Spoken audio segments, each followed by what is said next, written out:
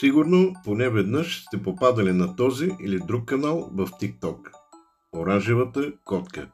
Това са канали, които са създадени по-малко от година и вече имат страшно много гледания и последователи. В това видео ще ви покажа как да създавате такива вайрал видеа с помощта на този мощен изкуствен интелект. Достатъчно е да отворим Google Chrome и да напишем NIM видео. Натискаме върху опитай безплатно, сега създаване и тук поставете вашето описание, за да създадете снимка. Аз написах спаринг боксова битка между прасе и петел. Избираме модел на изображение Flux Pro. Създаване и снимката е готова. Сега натискаме конвертира от снимка в видео изображение и магията вече започва.